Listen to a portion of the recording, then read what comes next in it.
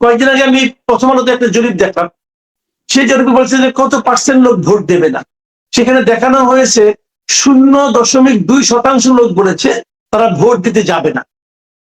প্রথম আলো যে জরিপ যারা করেছে, একটা প্রতিষ্ঠান করেছে, তো ওইটা দেখে ঠিক ওই একই দিনে আমি পড়ার 2 ঘন্টার মধ্যে আমি নিজে একটা আমার প্ল্যাটফর্মে জরিপ করেছি। ওদের জরিপে মোট ভোটার ছিল 10,000, আমার জরিপে ভোটার হয়েছে আপনার 45,000 আমার অনলাইনে। আমার তো দেখাচ্ছে যে 52% লোক বলছে তারা ভোট দিতে যাবে না। 52%, কোথায় 52% আর কোথায় 0.2%? আমি তো বলেছি যে আগামী নির্বাচনে আওয়ামী লীগ থাকছে না, আগামী নির্বাচনে ব্যালটটা নৌকা থাকছে না। এটা হলো বাস্তবতা এবং এই সরকার সেভাবেই ব্যবস্থা করেছে। এবং আমি এটাও বলেছি যে আগামী নির্বাচনে আওয়ামী লীগ থাকছে না, কিন্তু আগামী নির্বাচনটা কেমন হবে সেটা নিয়ন্ত্রণ করবে আওয়ামী লীগ, এটা বলেছি। এখন যদি এই জায়গায় আমার নামে মামলা হয়, হতে পারে, সেটা ব্যাপার না, কিন্তু আমার কথাটা অন্য জায়গায়। আমার কথাটাকে যে কথা বলার জন্য বলতেছিলাম যে আনিস আলমগীরকে জিজ্ঞাসা করা হয়েছিল জেলখানায়, তার আত্মীয় স্বজন জিজ্ঞাসা করেছিল যে তুমি জেলে আছো, আমাদের খারাপ লাগছে এবং গিয়ে বের করা যায়। আনিস আলমগীর উত্তর কি ছিল আপনি জানেন? আনিস আলম কি বলেছিল? আমি জেলে আছি, তোমরা কি ভালো আছো? তোমরা তো জেলে আছো, পুরো দেশটাই তো জেলখানা। বাংলাদেশে বিএনপির নেতা তারেক রহমান দেশে ফেরবার পর থেকেই তিনি বিভিন্ন গুরুত্বপূর্ণ ব্যক্তিবর্গের সঙ্গে সাক্ষাৎ করছেন। তারই ধারাবাহিকতায় তিনি সাংবাদিকদের সঙ্গে এক মত বিনিময়ের অনুষ্ঠানের আয়োজন করেছিলেন এবং সেখানে যোগ দিয়েছিলেন সিনিয়র সাংবাদিক এবং সম্পাদকেরা। সেই অনুষ্ঠানে ছিলেন সিনিয়র সাংবাদিক মাসুদ কামালও। মাসুদ কামাল এখন আমার সঙ্গে সংযুক্ত হয়েছেন। মাসুদ কামাল, আপনাকে স্বাগত জানাই। মাসুদ কামাল, আপনারা তারেক রহমানের সঙ্গে সাক্ষাৎ করে এলেন, তো সাংবাদিকদের সঙ্গে মত বিনিময় অনুষ্ঠানে তারেক রহমান কি বললেন? দেখেন, আসলে মত বিনিময়টা হয় কি, অনেক সিনিয়র সাংবাদিক এখানে ছিলেন, বিভিন্ন পত্রিকার সম্পাদকরা ছিলেন। উনি এলেন সবার সঙ্গে ব্যক্তিগত ভাবে, এটা আমার কাছে একটু নতুনই লেগেছে। একটা 5 তারকা হোটেলে আয়োজনটা করা হয়েছিল, 5 তারকা হোটেলের বড় রুমে অনেক সাংবাদিকই ছিলেন সেখানে। তো উনি, আমি দেখলাম যে সবার সঙ্গে হেঁটে হেঁটে প্রত্যেকটা টেবিলে গেলেন, প্রত্যেকটা চেয়ারে যারা যেখানে বসেছিলেন সবার সঙ্গে হাত মিলালেন, কুশল বিনিময় করলেন। আসলে বোধহয় এটাই ছিল মূল লক্ষ্য, সবার সঙ্গে পরিচিত হওয়া, সবার সঙ্গে কথা বলা। এবং এটা উনি করেছেন, এটা আমার কাছে একটু নতুন লেগেছে। আমি কোনো জাতীয় পর্যায়ের নেতাকে, শীর্ষ নেতাকে এর আগে কখনো এভাবে চেয়ারের কাছে এতগুলি, ধরেন আপনার যদি 10-12 জন থাকে তা যাওয়া যায়, কিন্তু এখানে প্রায় শতাধিক ছিল। সবার সঙ্গে, সবার চেয়ারের কাছে যে উনি হেঁটে হেঁটে যে সবার সঙ্গে হাত মিলাচ্ছে, কথা বলছেন, এটা আমার কাছে একটু নতুনই লেগেছে। তারপর উনি যে আলোচনাগুলি হলো, সাংবাদিকদের মধ্যে কেউ কেউ বক্তব্য রাখলেন, উনিও একটা বক্তব্য রাখলেন, সংক্ষিপ্তই ছিল ওনার বক্তব্যটাও।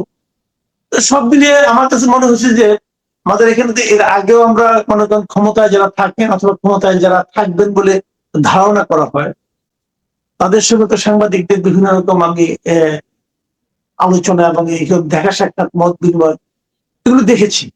কিছুটা নিজের চোখে দেখেছি, কিছুটা ভিজুয়ালি দেখেছি। সেখানে যে জিনিসটা আমরা দেখেছি যে নেতাদের একটা ভূমিকা থাকে, সাংবাদিকদের একটা ভূমিকা থাকে। আমার এখানে সাংবাদিকদের পক্ষ থেকে যে ভূমিকাটা থাকে সাধারণত আগে থাকতো, আমাদের এবারের সাংবাদিকদের ভূমিকা তার চেয়ে আমি ব্যতিক্রম কিছু পাই। অনেক সাংবাদিকদের মধ্যে আমি দেখেছি যে তারেক রহমানকে খুশি করার একটা প্রচেষ্টা নানাভাবেই। আবার বিপরীত দিকে তারেক রহমানের মধ্যে আমি যে জিনিসটা দেখেছি, এটা আমার কাছে অবাক লেগেছে। উনি প্রায় 10 মিনিটের মতো একটা ভাষণ দিয়েছেন সবার উদ্দেশ্যে, এবং আমার কাছে খুবই অবাক লেগেছে এটা ভেবে যে এই 10 মিনিটে উনি একবারও ওনার প্রতিপক্ষ রাজনৈতিক দলের উপর কোনো দোষ চাপাননি, কারণ নাম উল্লেখ করেননি, শেখ হাসিনা নাম উল্লেখ করেননি, আওয়ামী লীগের নাম উল্লেখ করেননি, আওয়ামী লীগ দেশের অনেক ক্ষতি করে গিয়েছে, এই ধরনের অভিযোগ ওনাকে করতে শুনিনি।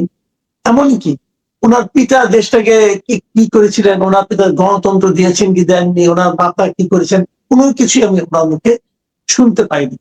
উনি কেবল এসেছেন এবং উনি কি করতে চান, উনি এগুলো নিয়ে আলাপ করেছেন।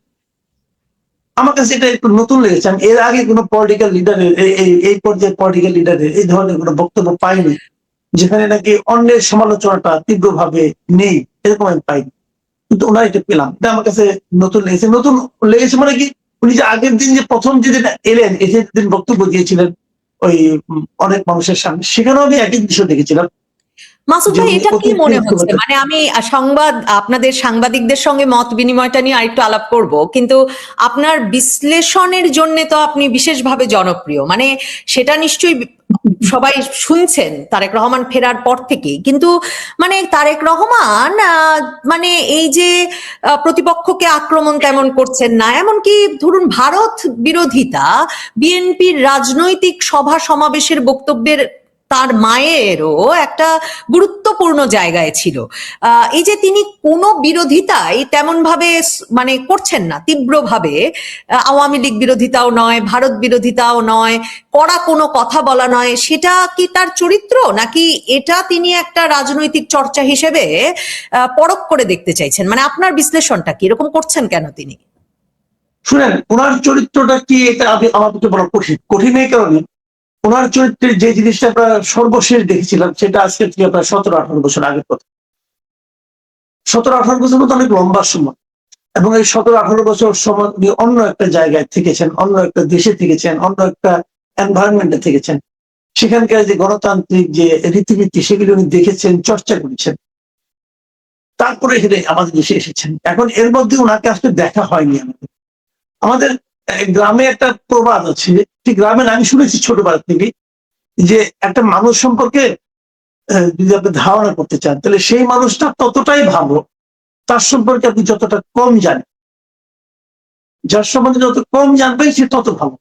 তো ওনার সম্পর্কে আসলে আমরা কিছুই জানি। তো কতদিন যাক, রাজনীতিতে উনি মাসে মাত্র এসেছেন, এখন পর্যন্ত যা দেখছি আমার কাছে মনে হয়েছে আমরা নতুন কিছু, আমি অন্তত মনে করবো নতুন কিছু দেখছি। আমি আমাদের পলিটিক্যাল লিডারদের এবং ওনার দলের পলিটিক্যাল লিডার যারা আছেন তাদের মধ্যে বক্তব্যে আমি ওই মানে আপনার মানে তার প্রতিপক্ষের যে বদনাম, প্রতিপক্ষের উপর দায় চাপানো, এই যে ধারাটা, এই ধারার বাইরে কোনো বক্তব্য আমি পাইনি। থাকবেই, মনে করেন 10 মিনিটের বক্তব্যে কখনো কখনো 5 মিনিট থাকবে, কখনো 8 মিনিট থাকবে, না হলে 1 মিনিট তো থাকবেই। আর উনি সেই শব্দে উচ্চারণ করছেন না। এটা আসলে ওনার টাইপ হয়ে গেছে কিনা এটা এখনো বুঝতে পারছি না। আমার 2টা বক্তব্য শুনলাম। আমার কাছে মনে হয় যে হয়তো উনি এই ধরনের চিন্তাই করেন। আমার কাছে এখন পর্যন্ত আমার মনে হচ্ছে যে এখন এই চিন্তাটা সামনের দিনগুলিতে কি হবে। সামনে নির্বাচন আছে, নির্বাচনী প্রচারণায় যাবেন। নির্বাচনী প্রচারণা গেলে আমাদের দেশের মানুষের কিন্তু এক ধরনের মেঠো বক্তৃতার ব্যাপার স্যাপার আছে। সেই মেঠো বক্তৃতা এটা খাবে কিনা আমি জানি না। কারণ আপনাকে মাথায় রাখতে হবে, উনি যখন মাঠে এই বক্তৃতা নিয়ে যাবেন তখন কিন্তু মাঠে আবার আরেকটা পক্ষ কিন্তু জান্নাতের টিকিট বিক্রি করতেছে। তো জান্নাতের টিকিট বিক্রির বিপরীতে ওনার এই বক্তব্যগুলো অনেকের কাছে মেরে মেরে লাগতেও পারে। তো কে জানে, হয়তো এটাও পাবলিক পছন্দ করতে পারে, আবার নাও করতে পারে, আমি ঠিক জানি না। এটা হয়তো কদিন পরে টের পাওয়া যায়। মাঠে উনি যেতে পারবেন? মাঠে যাওয়াটা তো থামিয়ে দিল নির্বাচন কমিশন, এবং বিএনপির তরফেও কোনো ব্যাখ্যা এলো না যে তিনি আসলে মানে এর পরবর্তীতেও কোনো সফরে যেতে পারবেন কিনা। নিরাপত্তা না নির্বাচনী আচরণ বিধি কি তাদের আটকালো সেটাও বোঝা গেল না। তো মাঠে উনি আসলে যেতে পারবেন মনে হচ্ছে আপনার? আমি মনে করি যেতে পারবেন। আমি মনে করি উনি মাঠে যেতে পারবেন, হয়তো সেটা 22 তারিখের পরে যাবেন, মানে নির্বাচনী প্রতীক বরাদ্দ শেষ হয়ে গেলে হয়তো তখন তো নির্বাচনী প্রচারণার অংশ হিসেবে ওনাকে যেতেই হবে। তা না হলে আমাদের দেশে যেটা হয় যে দলীয় প্রধান না থাকলে তো নির্বাচনী প্রচারণা সেভাবে জমে ওঠে না। কাজে নিশ্চয়ই উনি যাবেন বলে আমার ধারণা। এর আগে নির্বাচন কমিশন যেটা থামিয়েছেন, আমার কাছে মনে হয় এটাও আমি খুব একটা সমালোচনা করি না। এই কারণে যে নির্বাচন কমিশন তো চেয়েছে যে নির্বাচনে মানে আপনার প্রতীক বরাদ্দের আগেই যেন কোনো রকম ঝামেলা না হয়। হয়তো আমি জানি না ওদের মনে কি ছিল। আর গেলেও আমি খুব একটা ভুল দেখতাম না, কারণ উনি তো উত্তরবঙ্গে যেতে চেয়েছেন। উত্তরবঙ্গে তো ওনার বাড়ি, উনি কি ওনার নিজের বাড়িতে যেতে পারবেন না তাই বলে? এটা তো হওয়া উচিত। ওনার বাড়িতে ওনার আত্মীয় স্বজন আছে, মানে অনেক কিছু আছে। উনি তাদের সঙ্গে দেখা করার যদি আগ্রহ থাকে সেটাতে তো অন্যায় মনে করি না। তারপরে নির্বাচন কমিশন কেন থামিয়েছে এটা নিয়ে আমি আজকে খুব বেশি একটা সমালোচনা করতে চাইও না, যেহেতু ওনারা মেনে নিয়েছেন। হয়তো আচরণবিধিতে আছে কিনা, হয়তো এরকম থাকতে পারে যে নির্বাচনী প্রতীক বরাদ্দের আগে প্রচারণা শুরু করা যাবে না, হয়তো সেই কারণে উনি যান। তো আমি ঠিক যাই না, তবে আমার মনে হয় উনি যেতে পারবেন, আমার ধারণা। আপনি বলছিলেন যে খুব নতুন মনে হয়েছে এই যে সকলের সাথে এসে এসে তিনি হাত মিলিয়েছেন, সেটা ছাড়া নতুন উনি কি বললেন সেটা একটা প্রশ্ন। আর এত নতুন মনে হলো কেন মাসুদ কামাল ভাই? কারণ আমি কিন্তু আমার সিনিয়র সাংবাদিকদের কাছ থেকে শুনেছি যে শেখ হাসিনা যখন প্রধানমন্ত্রীও ছিলেন না, তখন যখন সারা বাংলাদেশে ওনারা রাজনৈতিক কর্মকাণ্ড মানে জনসংযোগের জন্য ঘুরে বেড়াতেন দলের কাজে, তখন যে সাংবাদিকেরা শেখ হাসিনার বিটে রিপোর্ট করতেন তাদের সঙ্গে তার খুব একটা ভালো সম্পর্ক গড়ে উঠেছিল।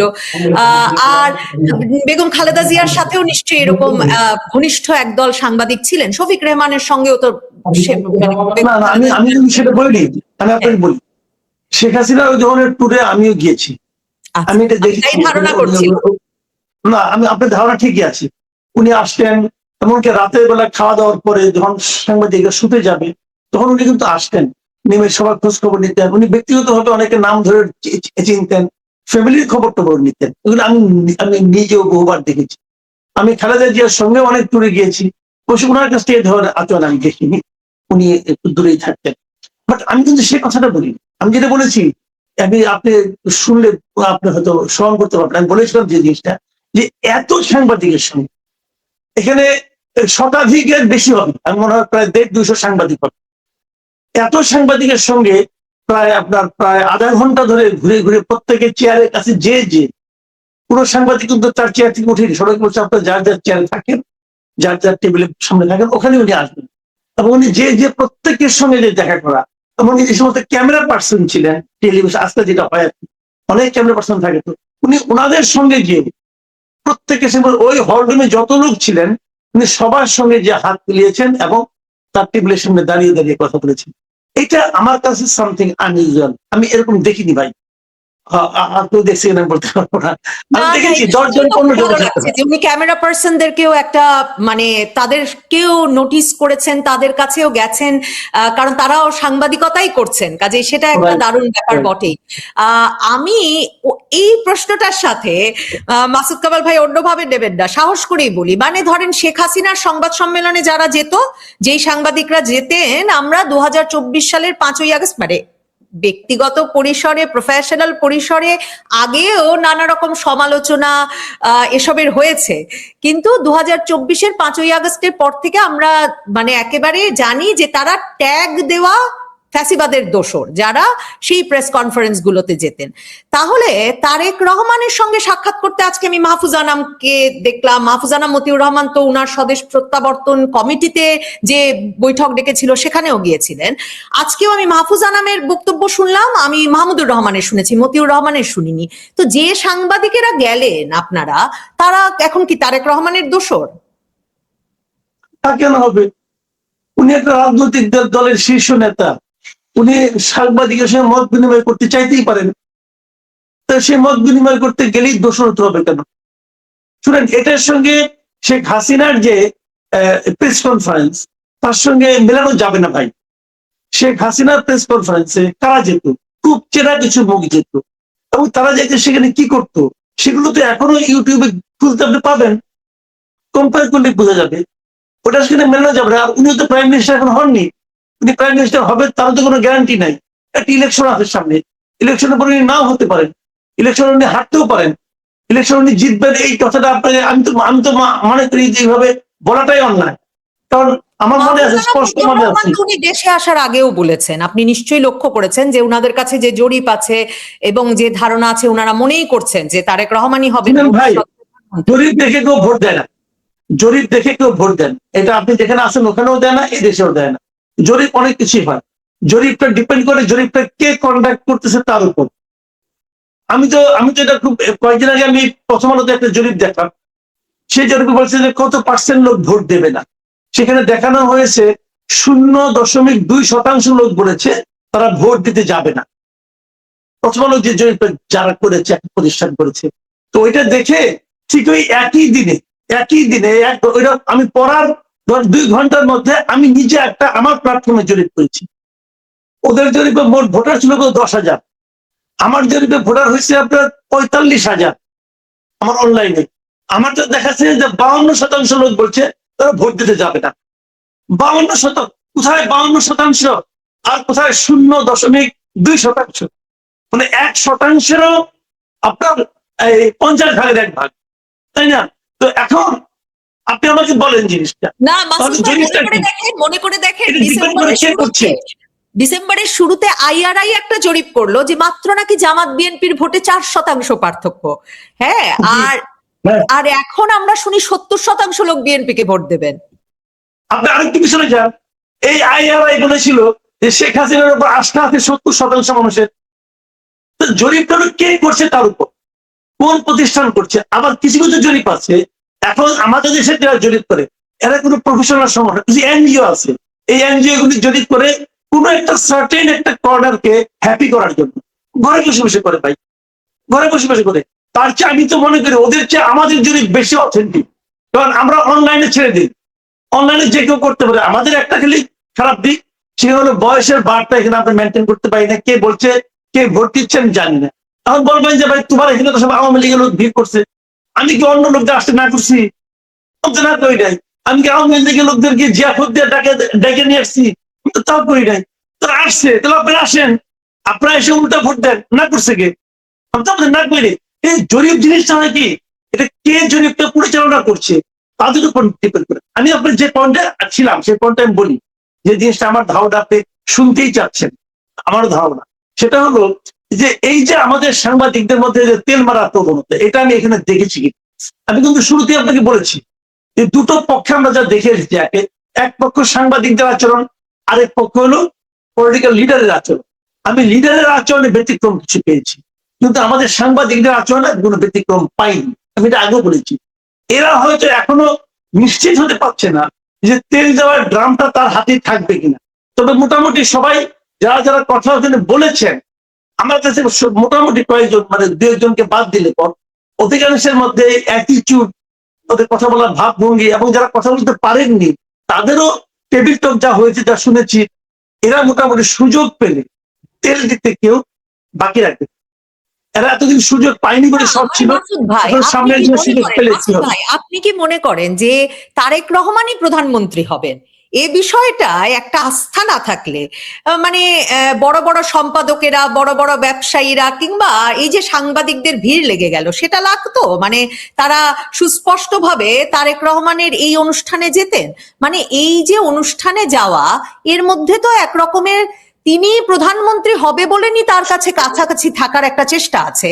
এমনকি ধরেন এই যে কমিউনিস্ট পার্টি বাংলাদেশ, সিপিবির নেতারা পর্যন্ত যে গিয়ে, যাদের মুজিববাদী বাম বলে, তারা যে পর্যন্ত গিয়ে তারেক রহমানের সাথে গুলশান কার্যালয়ে দেখা করে আসছেন, তার কারণ তো নিশ্চিতভাবে যে তারেক রহমান তাদেরকে যদি একরকমের একটা আশ্রয় দেন, মানে এটা প্রথম আলো থেকে সিপিবি, আমার তো মনে হয় সকলের সমস্যা, যে তাহলে একটা নিরাপত্তা পাওয়া যাচ্ছে যে এবার এ দফায় তারা টিকে যাবেন। দেখেন, এটা তাদের মানসিক স্থিতি, এটা নিয়ে আমি কোনো কথা বলতে চাই না। তারা কি ভেবেছে আমি জানি না। তবে এই অনুষ্ঠানে বসে থেকে আমারই এক সহকর্মী আমাকে জিজ্ঞাসা করছিলেন, আমাকে আজকে জিজ্ঞাসা করছিলেন, আমার ধারণা এই অনুষ্ঠান প্রচার হলে উনিও দেখবেন। উনি আমাকে জিজ্ঞাসা করছিলেন, আজকে যদি এটা তারেক রহমান না হয়ে জামাতে ডাক্তার শফিকুর রহমান এরকম মত বিনিময় অনুষ্ঠানে আয়োজন করতে আপনি কি আসতেন? আমি এক মুহূর্তে দ্বিধা না করে বলেছি যে আজ আসতাম, আমি আসতাম। আমাকে ওই যদি আমার অন্য কোনো ঝামেলা না থাকতো, পারিবারিক ব্যস্ততা না থাকতো, আমি অবশ্যই আসতাম। এটা এরপর যদি এটা দেখে যদি আমাকে ওনার মত বিনিময় সবাই ডাকেন অন্য সকলের সঙ্গে, আমি যাবো। তো আমি যাবো না কেন? আমি সাংবাদিক হিসেবে আমার কাজটা কি?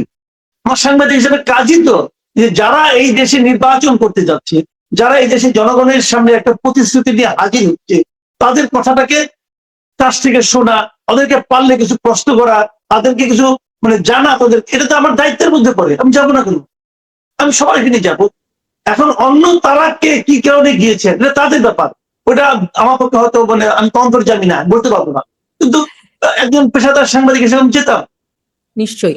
কিন্তু পেশাদার সাংবাদিকতার প্রশ্নটা যখন মাসুদ ভাই, তখন দেখেন 5ই আগস্টের পর থেকে সকল টেলিভিশন, সংবাদপত্রের শীর্ষ পদ থেকে একেবারে জুনিয়র পদ পর্যন্ত কিন্তু একটা ব্যাপক রদবদল হয়েছে। মানে কখনো জুলাই রেভলিউশনারি অ্যালায়েন্স গিয়ে করছে সে পদ বদল, আমি সংগঠনগুলোর নামও ভুলে যাচ্ছি, কখনো হাসনাত আব্দুল্লাহ চিঠি পাঠাচ্ছেন, মানে এক একটা, এবং কতগুলো তো একদম 5ই আগস্টের পরে রাতারাতি দখল হয়ে গেল।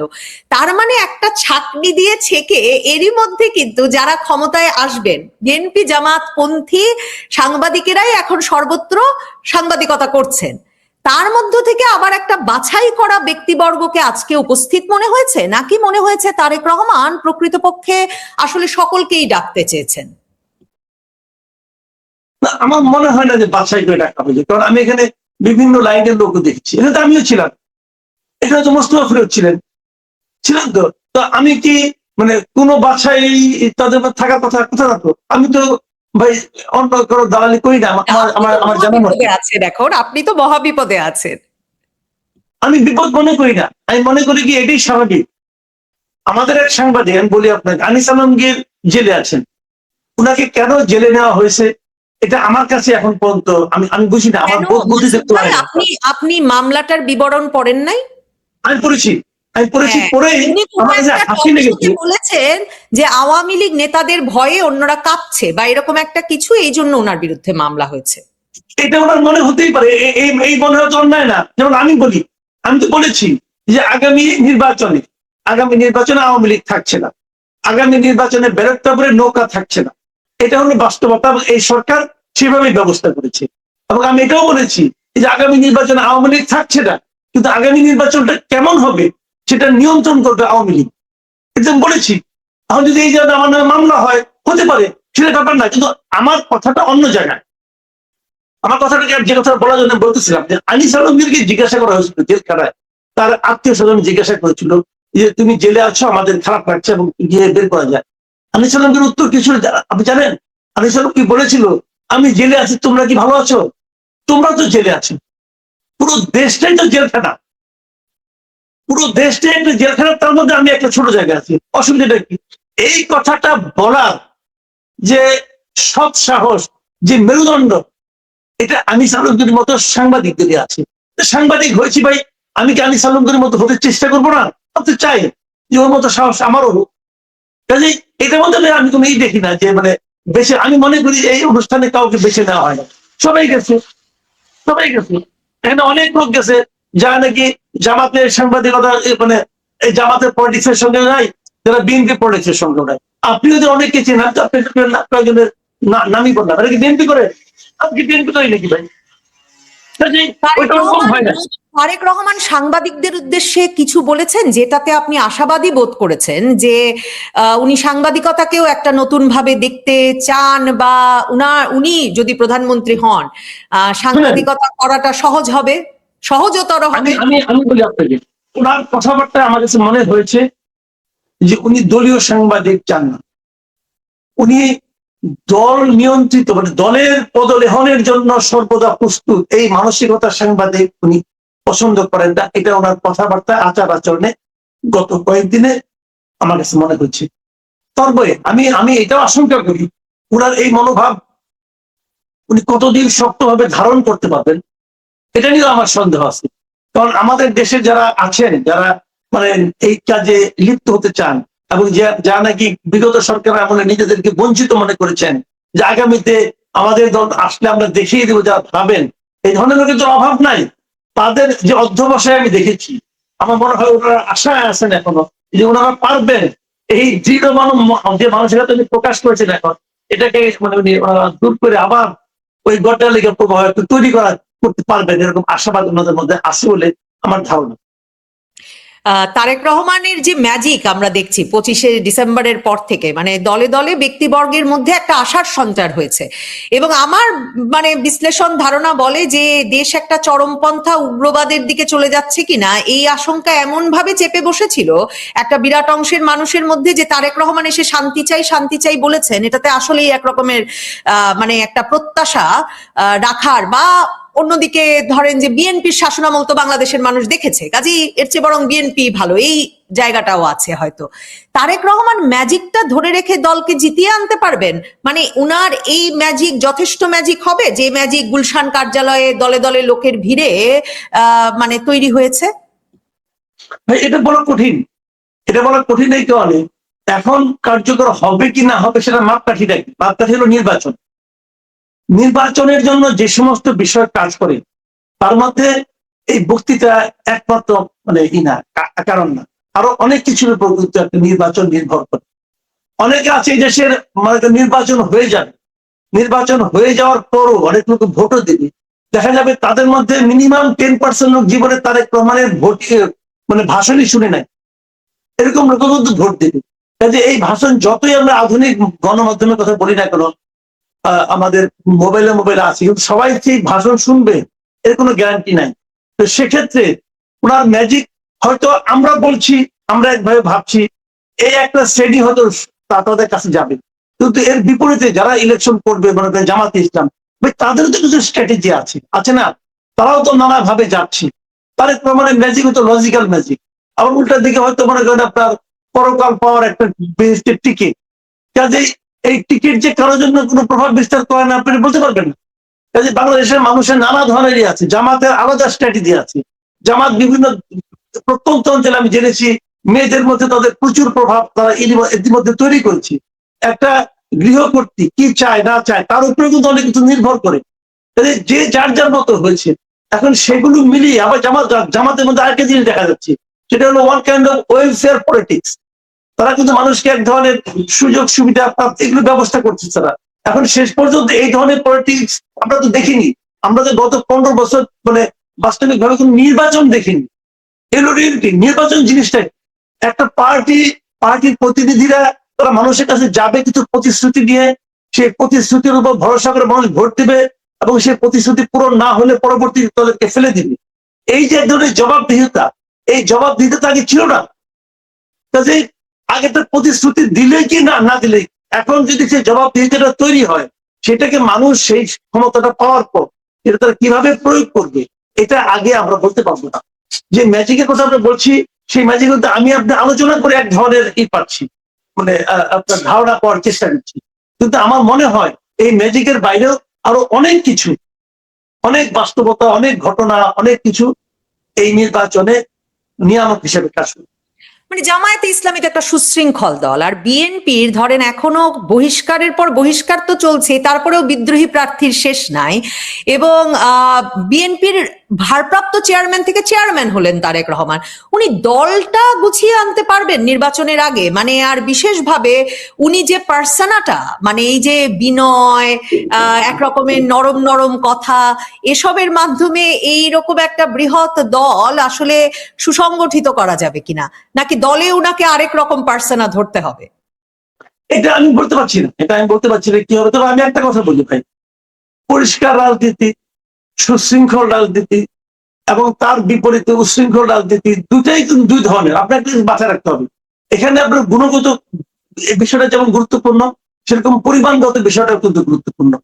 এক গ্লাস পানি খুব পরিষ্কার, এটাতে আপনি গোসল করতে পারবেন, আর বড় একটা বানের পানি আসছে অপরিষ্কার, সেটাতে আপনি গোসলও করতে পারবেন, আপনার ঘর বাড়ি সে ভাসায় নিতে পারবেন। এখন পানির কোয়ালিটি যেমন ইম্পর্টেন্ট, পানির কোয়ান্টিটিও তেমন ইম্পর্টেন্ট। জামাত হয়তো খুব গোছানো একটা দল, কিন্তু জামাতের যে তোড়টা, সেই তোড়টা কত বড়, সেই তোড়টা কি বিএনপির তোড়ের সঙ্গে পাল্লা দিতে পারবে কিনা, এরকম অনেকগুলি ফ্যাক্টর ভাই কাজ করে নির্বাচন বিষয়টি। শেষ প্রশ্ন করি, আপনি একটু আগে বলছিলেন যে আপনি অনেকবার বলেছেন যে শেষ পর্যন্ত এই নির্বাচনটা কেমন হবে সেটা নির্ধারণ করবে আওয়ামী লীগ, কিভাবে? সেই প্রশ্নের উত্তর শুনে শেষ করতে চাই। আমি এখনো মনে করি আওয়ামী লীগের বিদেশে প্রচুর ভোট আছে। প্রচুর ভোট কিভাবে, আমি একটা ছোট্ট উদাহরণ দেব। আওয়ামী লীগ যেবার সবচেয়ে খারাপ খারাপ করেছে সেটা 2001-এর নির্বাচন। 2001-এর নির্বাচনে আওয়ামী লীগ আমার জানা মতে যাবৎকালে, আমি যদি 91 সাল থেকে প্রকৃত নির্বাচনটাকে ধরি, আর এগুলোতে আমি নির্বাচন বলি না আসলে, 91 সাল থেকে আমি নির্বাচন ধরি, 91, 96, 2001, 2008, আমার বিবেচনায় এই 4টা নির্বাচনকে আমি মোটামুটি নির্বাচন মনে করি। তো এর মধ্যে সবচেয়ে খারাপ করেছে 2001 সালে। সেবারও তারা ভোট পেয়েছিল 2,23,00,000। সেবারও 2,23,00,000 ভোট তারা পেয়েছে, এবার সবচেয়ে খারাপ করেছে। আমি ধরে নিচ্ছি যে 2014 থেকে এই সময়টা তারা খুবই অন্যায় করেছে, অপরাধ করেছে, এই জন্য তাদের ভোট ধরলাম 50% নাই হয়ে গেছে, ধরে নিচ্ছি আমি। 50% নাই হলে 1 কোটি হয়, কিন্তু আবার আনুপাতিক হারে আপনি ধরেন ভোটার বেড়েছে। তো সেইভাবে ধরলে আমার হিসাবে যদি আপনি খুব কনজারভেটিভ একটা হিসাব, যারা জীবনে নৌকা মার্কা ছাড়া অন্য কোনো মার্কায় ভোট দেয় নাই, এই 2 কোটি লোকের জন্য আমাদের এই আগামী নির্বাচনের ব্যালট পেপারে কি থাকবে? কিছুই থাকবে না। তাদের যদি আপনি কিছু রাখতে পারলেন না, এটা কিন্তু তারপরে যদি আপনি এটাকে গণতন্ত্র বলেন যে না তবু এটাই গণতন্ত্র যদি বলেন আপনি, তাহলে তারা কি করবে? তারা সেই গণতন্ত্রের অংশ নাও নিতে পারে। আবার তারা এখনো কিন্তু বাইরে থাকা সেই ভদ্র মহিলাকে তাদের নেতা মনে করে, তাদের হাতে কোনো বিকল্প নেতৃত্ব নাই। কারণ বিকল্প নেতৃত্ব তৈরির কোনো সুযোগ এই সরকার করে দেয় না। এই সরকার একভাবে বাধ্য করেছে যে তাদের ভাবতে তোমরা ওনাকেই তোমাদের নেতা মানো। তো যদি ওই বিকল্প নেতৃত্ব থেকে একটা ছোট্ট টেলিফোন কল আসে যে তোমরা নির্বাচনটাকে এভাবে পরিচালনা করো, এভাবে করো, আসতে পারে নির্বাচনটাকে বয়কট করো, তাহলে এই লোকগুলি ভোট দিতে যাবে না। যদি বলে নির্বাচনটাকে প্রতিরোধ করো, এই লোকগুলির মধ্যে যদি 1% প্রতিরোধ করতে যায় তাহলে নির্বাচনে যে চেহারাটা হবে। আবার যদি বলে না তোমরা প্রতিরোধ করো না, তুমি অমুক দলটাকে জিতিয়ে দাও, তারা যদি সে হুমড়ি খেয়ে সেখানে পড়ে, ভোটের ফল উল্টোপাল্টা হয়ে যেতে পারে। সেই জন্য আমি বলেছি যে ভোটটা কেমন হবে, নির্বাচনটা কেমন হবে, সেটা নির্ভর করছে আওয়ামী লীগের উপর। না জিজ্ঞেস করেই পারছি না, মানে আওয়ামী লীগ এখনো প্রতিরোধ করতে পারে সে সম্ভাবনাও আছে আপনি বলছেন, কিন্তু আওয়ামী লীগ ছাড়া আর কোন রাজনৈতিক দল এবার তাহলে নির্বাচন প্রতিরোধ করতে চাচ্ছে না? আপনার মনে হচ্ছে বিএনপি, জামাত, এনসিপি সকলেই নির্বাচনের দিকে হাঁটতে চাইছে, সকলেই অপেক্ষা করছে যে ভোটের দিনের জন্য? এখানে আপনি যেটা বললেন সেটা আলটিমেটলি আপনি একটা ষড়যন্ত্র তত্ত্বের দিকে ইঙ্গিত করছেন। যে হয়তো অনেকে বলছে এটা যে হয়তো কোনো একটা দল যা নাকি তাদের জয় বুঝতে পারছে, জয় তাদের নাও হতে পারে, তারা হয়তো শেষ মুহূর্তে নির্বাচনটাকে প্রতিরোধ করতে চাইবে। কিন্তু আমি এটা মনে করি না। আমি মনে করি না, এই কারণে আমার বিবেচনায় সেই দলটার কথা তারা জীবনের প্রথমবারের মতো জয়ের একটা সম্ভাবনা তৈরি করতে পেরেছে। তাদের জীবনে এত ভালো অবস্থা তারা জীবনে কখনো আসেনি। এই অবস্থাটাকে তারা হারাতে চাইবে না, এটা আমার ধারণা। কাজেই যদি নির্বাচন প্রতিরোধের প্রশ্ন আদৌ উঠবে কিনা আমি জানি না, না উঠুক এটি চাই। যদি আদৌ উঠে সেটা একমাত্র আওয়ামী লীগের কাছ থেকে। বাংলাদেশে নির্বাচনের 1-2 মাস আগে থেকেই সংখ্যালঘু হিন্দুদের উপর অত্যাচার, নিপীড়ন, নির্যাতন একটা অলিখিত নিয়ম হয়ে গেছে। এই প্রত্যেকটা হত্যাকাণ্ডগুলোর মোটিভস যদি আপনারা বুঝতে চান, সেক্ষেত্রে বাংলাদেশের নির্বাচনের পরিস্থিতি আপনাদেরকে প্রথম বুঝতে হবে। নির্বাচনে আওয়ামী লীগ পরাজিত হলে মনের আনন্দে কয়েক মাস জুড়ে নির্যাতন, নিপীড়ন, হত্যাযজ্ঞ চলমান থাকে সংখ্যালঘুদের উপর। আবার আওয়ামী লীগ জয়ী হলেও হত্যাকাণ্ড চলে, আওয়ামী লীগকে কেন তোরা ভোট দিলি, সংখ্যালঘুদেরকে এই ধরনের কথা বলে প্রতিনিয়ত প্রতিশোধ নিতে গিয়ে সংখ্যালঘু নির্যাতন করা হয়, নিপীড়ন করা হয়, হত্যা করা হয়। আর 5 আগস্ট পরবর্তী আওয়ামী লীগ সরকারের ক্ষমতাচ্যুত হওয়ার পর একটা উৎসব মুখর পরিবেশে হিন্দু নিধন চলতেছে, উৎসব পালন করতেছে হিন্দু নিধনের মধ্য দিয়ে। আপনাদের নিশ্চয়ই চিন্ময় প্রভুর কথা মনে আছে।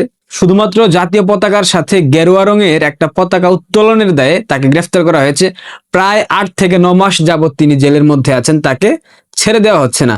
অথচ জামাত শিবিরের কতগুলা গুলারা বারবার বাংলাদেশের জাতীয় পতাকাকে অসম্মান করছে, অপদস্থ করছে, অপমান করছে, কিন্তু ডক্টর ইউনূসের সরকার কোনো প্রকার প্রতিরোধ করছে না, কোনো প্রকার ভূমিকা রাখছে না। কারণ ওই যে একটা অ্যালার্জি, সংখ্যালঘু নিধন করতে হবে যে কোনো মূল্যে হোক। গত 24 দিনে 6 জন হিন্দু সংখ্যালঘু খুন হওয়ার ঘটনা বাংলাদেশে স্পষ্ট ইঙ্গিত দিচ্ছে এইসব নিছক আইন শৃঙ্খলা অবনতিজনিত কোনো ঘটনা নয়, প্রত্যেকটাই প্রি প্ল্যান্ড। দীপুচন্দ্র দাসকে নির্যাতন করে হাত পা বেঁধে গাছে ঝুলিয়ে পেট্রোল ঢেলে নির্মমভাবে জ্বালিয়ে পুড়িয়ে হত্যা করা হয়েছে। আন্তর্জাতিক মিডিয়াতে গুরুত্ব সহ এই সংবাদটা প্রচার হয়েছে। দীপুচন্দ্র দাসের পর খোকন চন্দ্র দাস, সেই একই সিস্টেম, বেদম পিটিয়ে হাড়গোড় ভেঙে প্রায় মৃত মানুষটিকে ছুরিকাঘাতের পর শরীরে পেট্রোল ঢেলে আগুন দেওয়া হয়েছে। খোকন দৌড়ে গিয়ে পানিতে ঝাঁপ দিয়েছিল। ওই দিন প্রাণে বাঁচতে পারলেও পরের দিন চিকিৎসাধীন অবস্থায় মারা যায় এই খোকন চন্দ্র দাস। এখানে ধর্ম অবমাননার বিষয় উঠে নাই। সে একজন হিন্দু, এটাই তার সব থেকে বড় অন্যায়, এটাই তাকে কতলযোগ্য একটা অপরাধ। এরপর যশোরে হিন্দু সাংবাদিক রানা প্রতাপ বৈরাগীকে খুন করা হয়। ঢাকার নরসিংদীতে মণি চক্রবর্তী নামক আরেক হিন্দু ব্যবসায়ীকে হত্যা করা হয়েছে। এরই মধ্যে গণধর্ষণের শিকার হয়েছে এক বিধবা হিন্দু রমণী। পাশবিক অত্যাচার করে তাকে গাছে বেঁধে চুল কেটে নেওয়া হয়। সেই নির্যাতনের ভিডিও ভাইরাল করে দেওয়ার পর সোশ্যাল মিডিয়াতে রীতিমতো ঝড় উঠে যায়। ঘটনাটি ঘটেছে ঝিনাইদহ জেলার কালীগঞ্জ নামক একটা স্থানে। এইসব হত্যাকাণ্ড হঠাৎ রাগের বশে নয়, এইসব পরিষ্কার রাজনৈতিক হত্যাকাণ্ড। 2024-এর 5 আগস্টের পর থেকে আজ পর্যন্ত লাগাতার একটার পর একটা হিন্দু মাইনরিটির লোকজনকে হত্যা করা হচ্ছে, আর সরকার প্রধান চরম দায়িত্বহীনের মতো বিবৃতি দিচ্ছেন ধর্মীয় কারণে নয়, ওরা ফ্যাসিবাদের সমর্থক তাই হত্যা করা হচ্ছে। অর্থাৎ বিগত সরকারের সমর্থক হলেই সে কতলযোগ্য এবং হিন্দু হলেই সে বিগত সরকারের সমর্থক দূষর। কি নিদারুণ ব্যাখ্যা! এইসব হত্যাকাণ্ডের পেছনে একটাই ইস্যু, একটাই কারণ, এন্টি ইন্ডিয়া, এন্টি হিন্দু। এসব মিনিমাইজ করার জন্য কখনো রাজনৈতিক মতাদর্শ, কখনো বিচ্ছিন্ন ঘটনার কথা বলা হয়ে থাকে। মূলত এইসব রাজনৈতিক হত্যা, এটা নিয়ে কোনো দ্বিমত থাকতে পারে না। এবার 3টি অ্যাক্টর একই কাজ করতেছে। প্রথমে জামাত, তারা এদেশে ইসলামী শাসন কায়েম করার জন্য এন্টি ইন্ডিয়া একটি এন্টি মাইনরিটি রেটরিক চালিয়ে আসতেছে, তবে তাদের স্টেপ কিছুটা স্লো। তার উপর তারা এক হিন্দুকে মনোনয়ন দিয়ে পুরো বাংলাদেশ ব্যাপী আলোড়ন সৃষ্টি করে ফেলেছে। আর দ্বিতীয় অ্যাক্টর হচ্ছে আল কায়দা ইন ইন্ডিয়ান সাবকন্টিনেন্ট এর লোকাল এজেন্ট। তারা মনে করে ঐতিহাসিকভাবে গাজওয়াতুল হিন্দ কায়েম করতে হলে হিন্দু মাইনরিটিকে সমূলে বিনাশ করতে হবে। এদের অ্যাক্টিং অনেকটাই স্লো। তৃতীয় অ্যাক্টর ইসলামিক স্টেট ইরাক সিরিয়ার লোকাল এজেন্ট। এরাই সব থেকে বেশি অ্যাক্টিভ। এরা মনে করে বাংলাদেশকে ইসলামী স্টেট হিসেবে টিকে থাকতে হলে এখানে একজনও হিন্দু থাকা চলবে না। ভারতকে আক্রমণ করার জন্য হিন্দুদের কমপ্লিট ক্লিন করতে হবে, অন্যথায় এইটা না করা পর্যন্ত বাংলাদেশকে ইসলামিক স্টেট বানানো কোনোভাবেই সম্ভব না। এবং সেই ধারা থেকেই, সেই প্রয়াস থেকে তারা প্রতিনিয়ত হিন্দু নিধনের ঘটনা বাংলাদেশে ঘটাচ্ছে। দেশের তথাকথিত গণতান্ত্রিক দল, বাম ও প্রগতিশীল দাবিদার ভাড়াটে ক্লাউনগুলো টাকার বিনিময়ে এইসব হত্যা, নির্যাতন, নিপীড়নকে বৈধতা দেওয়ার জন্য ইংরেজি বাংলা মিশিয়ে সফট করে পলিটিক্যাল ইনভলভমেন্ট দায়ী করা এবং সাম্প্রদায়িক সম্প্রীতি নামক ট্যাবলেট গুলো গুলিয়ে খাওয়াচ্ছে। এটাই হচ্ছে বামাদের চরিত্র। এরা নিজেদেরকে অনেক বুদ্ধিমান মনে করে, নিজেদেরকে অনেক প্রগতিশীল মনে করে, কিন্তু এরা এক একটা আলু, এরা সব তরকারিতে যায়। আমরা কেউ জানি না কি করলে এই নারকীয় তাণ্ডব বন্ধ হতে পারে। হিন্দু সম্প্রদায়ের শেষ আশ্রয় ভারতের সরকার ব্যবসা বাণিজ্য তথা নেইবার রিলেশনশিপ বজায় রাখতে এইসব বিষয়কে খুব বেশি গুরুত্ব দেয় না। সে দেশের জনগণ তীব্র প্রতিক্রিয়া দেখালে একটু উচ্চবাচ্য করে মিনিমাইজ করে ফেলে।